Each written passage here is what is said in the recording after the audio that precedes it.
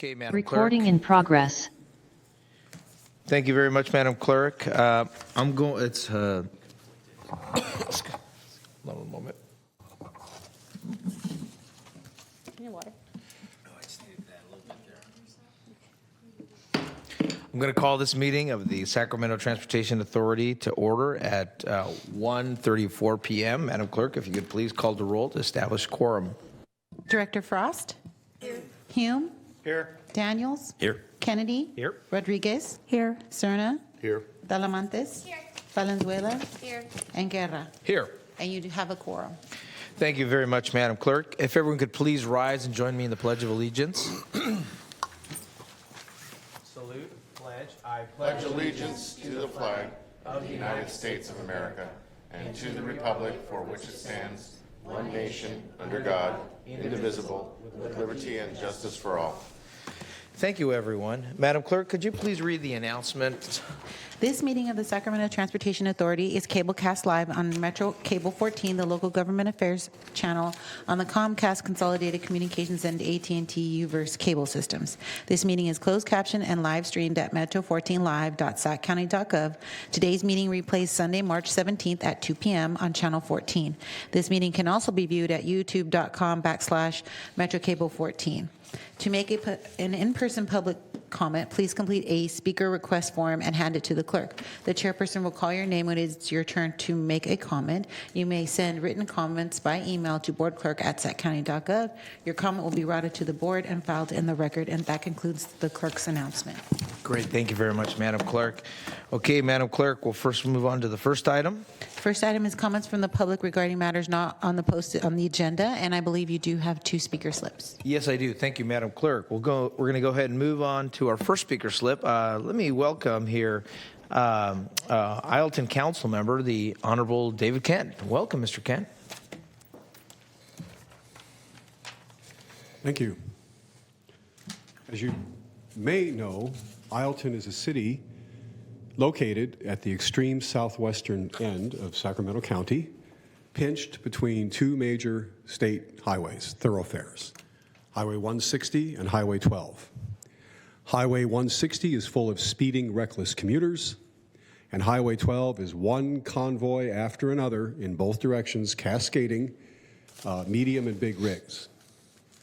Our signs on our city street designate the route between the two as a truck route. So big rigs will often brave our narrow and winding levee road, get to the city streets, and use it as a shortcut between the 2 thoroughfares. There is no way that the residents of Ileton, the 800-plus residents, can gift the state and county the ability to fund maintenance of that conveyance between these 2 routes. The residents are constantly encountering vehicle hazards due to insufficient transportation design, and it's rattling the car apart from its frame and ruining the tires every time they leave their homes or return. I know, I've read the measures. I know what Measure A is supposed to do. It's extremely appreciated. I'm just pointing out that in your future proceedings, if you could kindly remember that the fundamental problem with transportation in Ileton is extremely acute. Our census tract designates us as a disadvantaged community, and what that means to most residents is working very, very hard to try to get in and out of their residences with whatever means are available to them in order to earn their living and pay their taxes. So I'm not expecting anything to be solved, and it's not on the agenda necessarily to do anything with disbursements or level of funding or designated projects. But again, to repeat, please keep us in mind. Thank you, Councilmember Kent. I appreciate your comments here and the representation of a beautiful community. Next on the agenda here is Mr. Michael Bevins.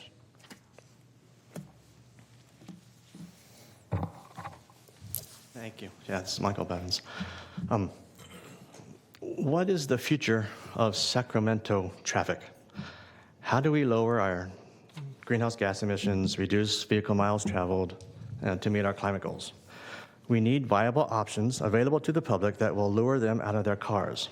I know some are looking, like myself, because traffic sucks.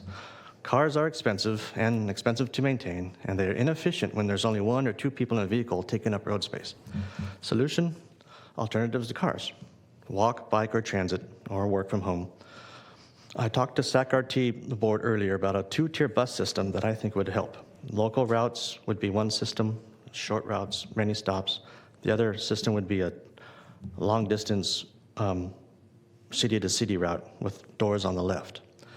But I want to talk to this committee about infrastructure, mainly intersection reform, to support this 2-tier bus system and bicycle network. We need to add to the current mix of traffic going through our intersections. We need bike lanes and we need bus stops on both sides of the road and a smart traffic system to coordinate it all.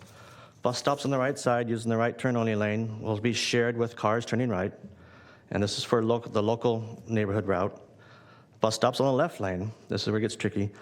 The median will be replaced with a bus stop, and the remaining left turn lane that is there will also be shared with buses and cars. This is for the express city-to-city long-distance route with a few stops. These new shared lanes are sorted out by a new smarter traffic signals that recognize, and they allow the bus to get back into traffic once it's stopped to unload or load passengers. Anyway, I'm thinking down the road, if this intersection becomes a destination, it's a transfer point. You get off a long drive from Elk Grove to Folsom, and you get off at the bus stop at the intersection, and you walk across the crosswalk, which is now wider, and you get on a local route bus to take you maybe to shopping in Folsom, along with the bike lane. Anyway, I think it'll be a destination in the future. It'll be a Thank you, Mr. destination. Bevins. Appreciate that. Thank you. Thank you for those who came in for public comment. That concludes our public comment. Madam Clerk, next item on the agenda. Item number 2 is the Executive Director's Report. Mr. Busey.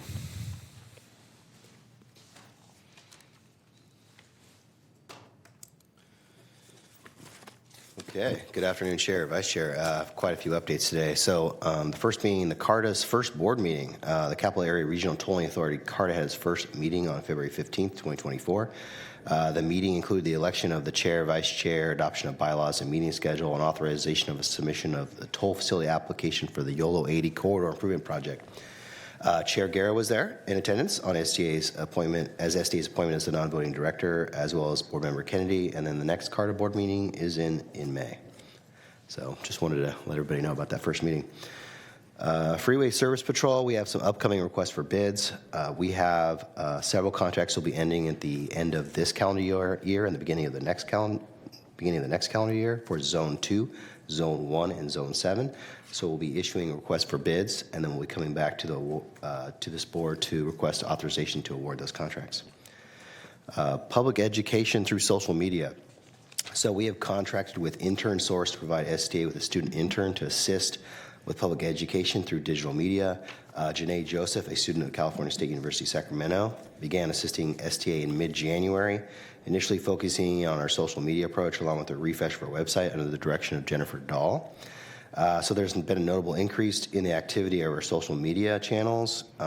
So we've included some links to our social media channels on Instagram, Facebook, and LinkedIn, as well as a copy of one of her posts. So we're seeing a lot of good progress in that direction. Separately from that, we've been working on update of an impact fee for approximately 18 months, and we have been working with local agencies on that. I just want everyone to know we'll be coming likely in May of 2024 with a draft of that nexus study. So a similar long-term activity has been the regional pavement analysis. We've been working on a regional pavement analysis. We anticipate that coming to the board in the summer of 2024. Performance audit update. So staff at STA and the Independent Taxpayer Oversight Committee have begun the process of developing a performance audit procedure and discussing objectives with our current contracted financial statement auditor, LSL. Performance audits are one of the taxpayer safeguards in Measure A. So we've been having a lot of discussions with ITALC trying to understand that scope. We just wanted everyone to know that we're having those discussions.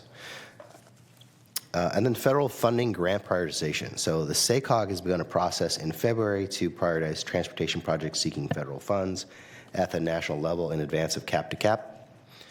So SDA staff worked with all the agencies in Sacramento to identify the projects that would be submitted. There's approximately 26 projects identified.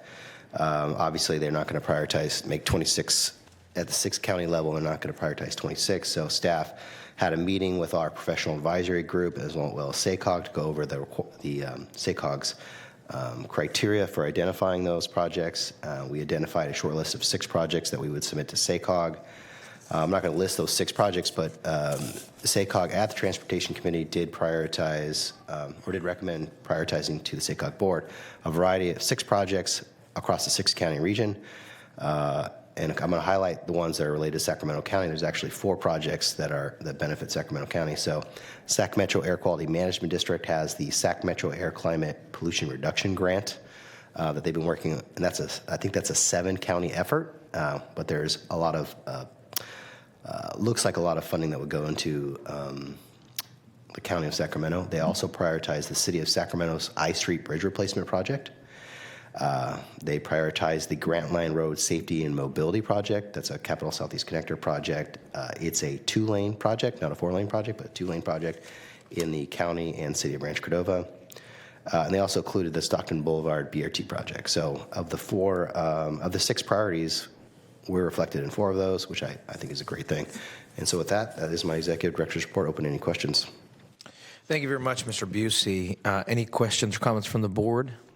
Seeing none, thank you for a very judicious report. Madam Clerk, we'll move on to the next item.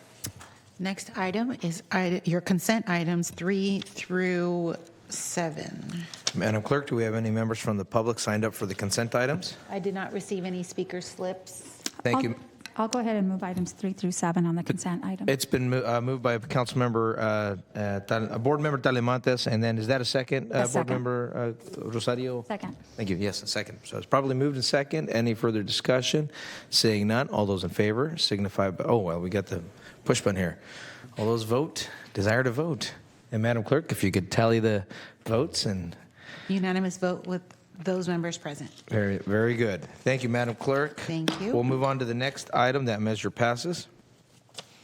Item number 8 is a receive information and provide direction on the fiscal year 2024-25 Measure A Program Administration Fund priorities. Mr. Busey again, welcome back. Thank you, sir. Okay, so we're going to provide kind of an update on next fiscal year's 24-25 program administration fund priorities. So a lot of what SCA does is they provide funding to the local agencies, the county, the cities, Sacramento Regional Transit. But there are a few activities that STA does, and so in advance of our presenting the budget in May, we want to highlight some of the activities that we anticipate in the next year that we would like some input on. So we have Measure A Program Administration, which is about 0.75% of the measure. It currently funds staff cost, unfunded pension liability, administrative expenses. It funds the ITALC, our annual audit. And then it also has a little bit of money left over for priority efforts. That would be, we talked about public education previously, as well as the regional pavement analysis that funds those efforts. So what will be the priorities for next fiscal year? So we identified 3 priorities. So public education and transparency being the first. So there's a lot of confusion with the 2022 Citizens Initiative, which was also on the ballot as Measure A. And then there's a lack of awareness of Measure A that was approved by the voters in 2004. So we'd like to improve people's understanding of Measure A. We think that's a need. And then planning, we see a need for countywide coordination and planning, as well as support of large multi-jurisdictional grants and partnering. This is more on ensuring that we're all working together and getting as much money for Sacramento County and the cities as possible. And the last item is taxpayer safeguards. The measure had a variety of taxpayer safeguards, and we are due for a periodic performance audit. So going into this budget, we have a pretty small amount, $220,000. So we were going to put $39,000 into public education and transparency, about $100,000 into planning, and then another $75,000 into taxpayer safeguards. I'm going to walk through those 3. The first one is we're recommending 2 items, 1A and 1B, which is continuing a student intern for next fiscal year to do social media as well as website updates for Measure A education. And then we have another small amount for advocacy and professional sponsorships. So we wanted to reserve a little bit of money to support potentially our STA chair going to cap. If there isn't funding from the local jurisdiction, that is sometimes the case for some of the smaller jurisdictions. And then in addition to that, we anticipate there's an opportunity for sponsoring events by Women's Transportation Seminar, which is an agency within Sacramento, and highlighting the use Measure A in that effort. Some alternatives to that we considered further expansion of public education. We think there's probably more that we could do. However, we see that we're getting a lot of value out of our current efforts with the student intern or our website refresh, so we want to continue those efforts. And then we do have an existing contract for public and media relations, but we don't anticipate needing that in the next fiscal year. Going on to item 2. Okay, a little bit more here. So this is just to highlight, last board meeting, the SDA board approved submitting a grant for the Ready Set Trails grant, and we need matching funds for that. It was identified in the staff report, but I just want to clarify that we're going to set some money aside should we win that grant. The other bigger item is exploration of a VMT CEQA mitigation banker exchange, which I'm going to talk about in a little more detail. In the next 2 slides. Some alternatives that we considered were the countywide bike share model, doing a cost analysis of that for some sort of consideration for future funding. So as many of you know, there was a bike share that was pretty successful in the city of Sacramento. It's kind of gone away, and so we were looking at what would it take to fund bike share at a county-wide model. So it would be City of Sacramento, incorporated cities, and likely those more urbanized areas of the unincorporated county. So we were looking at that. The second item is looking at creating STA's own section of the Public Utilities Code. Currently, we are in a section of the Public Utilities Code that's shared with a lot of other agencies, so we can't really make any specific changes to Sacramento. And there's some changes to discuss, whether we want to do those or not, I'm not sure, but supporting transit-oriented development, we can't really do that currently. We don't have authority to do that. Green Means Go program that SACOG wanted, we can't really do that. And the new measure Flexibility, such as having a measure only in a portion of the county, that's something very similar to what SAC-RT did recently. And then in the past, Placer County Transportation Planning Agency did that as well. And the challenge there, I think they've seen is a lot of the rural areas of the county are not supportive of a sales tax measure, but some of the more urbanized suburban areas are, and so it would give us the ability to look at those. So we're, based on limited funding, we're really looking at just alternatives 2A and 2B right now. And I'm going to present just a little bit more on 2A and 2B. So this is kind of a slide from our last board meeting where the board approved submitting this grant application. So SACOG did a 6-county regional trails plan. We submitted a grant to lead a 1-county strategy, gather community input, align agency and community priorities, and then identify a regional trail project that we could apply for state and federal funds for. And that will likely be a very a series of trails through multiple jurisdictions that all have a common theme. And so this is already approved, but I just want to make sure everyone's aware of it. This next item is Mr. Busey, hold on. We have Board Member Cerna with a question here. Yeah. Thank you. Kevin, can you go back to the, thank you. So I note on the exhibit, there's purple lines and green lines and appear to be orange or yellow pinpoints there. Yeah. So there's no legend. What does this mean? I'm just curious. Yeah, so the green is the green, whether it's different shades of green is the regional trails network, and I'm taking a look at this now to see if I can remember it, but I believe the green is the light green is the future trails network, and the dark green is the completed trails network, and the purple are areas that need further study.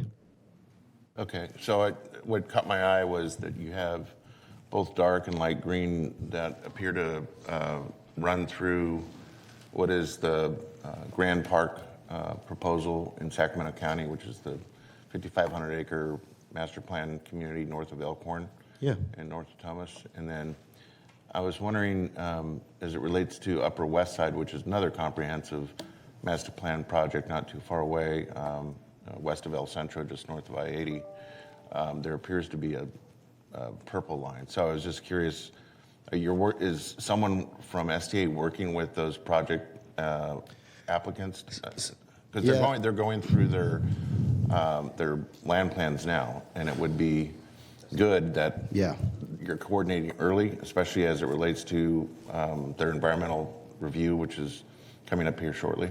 Sure. So what SACOG did is they took everyone's master plans and they said, okay, we're going to identify which of those trails are regional trails. And so this only shows those trails that are considered regional trails. And so Sacramento County, through the entitlement process, should be working with those master plans and ensuring that those trails, which are identified in their own active transportation plan or bicycle ped master plan, are included. And so SDA's effort is really more around getting everyone together and pursuing grant funding. So that entitlement effort review should already be occurring, and I'm happy to reach out to DOT to make sure it's happening. So this is an artifact of SACOG, not STA? It's an artifact of SACOG, yes. Okay, all right, thank you.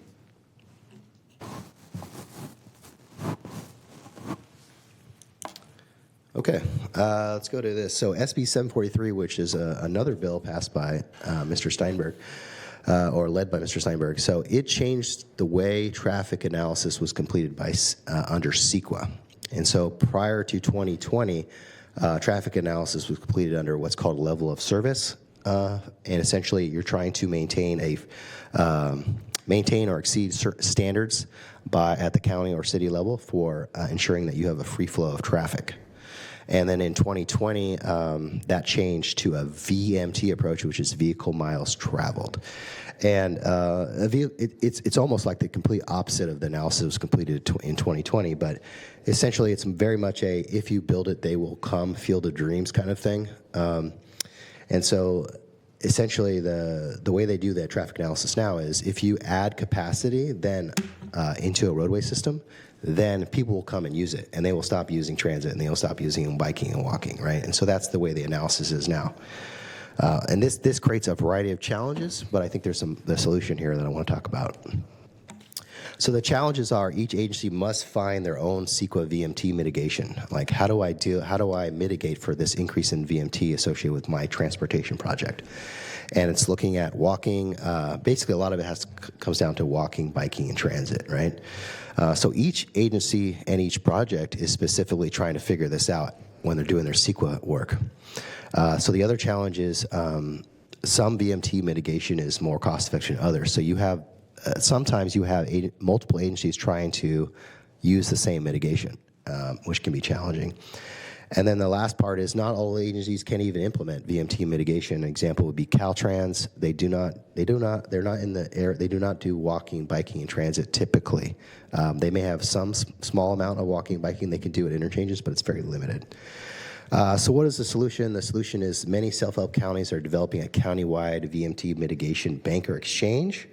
So what it will do is it'll help streamline the traffic analysis under CEQA, and it'll distribute and it'll allow agencies that already distribute transportation funding, such as self-help counties, to distribute VMT mitigation funding for walking and biking and transit to various agencies that do that work. And so I think it's a really good idea, but what I'd like to do is take some time next year is to explore this and see if it makes sense for us to do at STA. So this is really more money just to explore the concept. Okay, so the last item is taxpayer safeguards. So the last performance audits we did was between 2009 and 2018, and we're due for another performance audit. We know we're due. We've already started some coordination with the ITALC. I just want to flag that we need to do this. So with that, we're open to any direction you may have, and then we can take your direction and incorporate that into the May draft budget that's presented here as well. Thank you, Mr. Busey. Madam Clerk, do we have any members of the public signed up to speak on this item? I do not have any speaker slips. Great. Wait, I do. No, we received a written public comment. Yes, and I think the board received a copy of that written comment and here. it's published online too. Well, thank you, Mr. Busey. And I think for one, this is a very small amount of money that, in comparison to the Measure A, you have a lot of priorities here that you'd like to put, but I think they're targeted, and I appreciate you focusing on the target. This is just a receive and provide direction, so we're not taking any votes here, but let me bring this over to Board Member Frost. Hi, Kevin, I just wanted to ask on the trails, on the purple area where it showed they needed more planning, is there a timeline on that, or? So each agency has really got to dig into, or if it's multi-jurisdictional, we'll have to look into that specifically on their own, on the planning side. There's the challenge with that is there's very limited amount of funding for planning. It's usually for projects, but there are opportunities to look at that in the future. Thanks. Thank you. Good question, Board Member Frost. And I think the intent here is to try to enhance the ability of us to bring down more grants. Board Member Talamantes. Just thank you for the public education and transparency component of it. In the future, if we ever want to pass a tax measure as transportation authority, it's so important that people know what we're doing with their taxpayer dollars. And making sure that we have the facts, that we have an audit, that we have everything that we need to say, hey, your dollars went to X, Y, and Z is important because it's important for us to tell a story. So glad to see that you have an intern and making sure that, we can start that community outreach now and building that trust now. Thank you, Board Member Busey. I don't see any other further comments. I think thank you for the staff for putting together some suggestions here, and this will be coming back to the board regardless when it comes to the budget revision. But did you get enough direction with that? Yeah, I think as long as there's no specific concerns, we'll go ahead and include what we have shown here in the draft budget. So thank you very much. I don't think there's any significant concerns. Probably more so. We wish we had more transportation dollars to address the bigger priorities. That's probably all of our biggest concerns here. With that, seeing no other questions, Madam Clerk, we'll move on to our next item, which we do need an action on. Item number 9 is to authorize the executive director to negotiate and execute employee benefit contracts. Right. Mr. Busey. I think we're going to Dustin on this I'm going one. to turn this over to Dustin. Thank Yeah. you. All right. Well, good afternoon, Board Chair, Vice Chair, and Directors. I'm Dustin Purinton, the Accounting Manager at STA. So staff have evaluated the current employee benefits. And this, is the mic not working? It's working. You just have to pull it towards you. There you go. Thank you. I thought I was a little quiet. So staff have been evaluating current employee benefits for probably about a year now. We did take a board resolution in June, STA 230005, and those benefits, we just don't have authority to contract for those benefits. So that's what this resolution is doing. And some of the alternatives that we've identified are actually more cost-effective and provide better benefits for staff. And that's going to result in the net savings of about $1,000 over the course of a budget year. And for 3 staff, that's significant. And if there are any changes in benefits provided that exceed our current budgetary authority, we're going to bring it back to the board for future authorizations. And the resolution attached simply allows the executive director to execute contracts to change these benefits within our current budgetary authority. And that concludes my comments on this item. I'm open to any questions you have. Thank you, Dustin. I appreciate that. Always good to hear we can save a little money here. And if it does come back, if there does exceed, it'll come back here. Madam Clerk, any members of the public signed up to speak? We do not have any speaker slips for this item. Great. Thank you, Madam Clerk. Let me bring this back to the board. It's been moved by Board Member Cerna. Is there a second? Second. It's been seconded by Board Member Kennedy. All those in favor?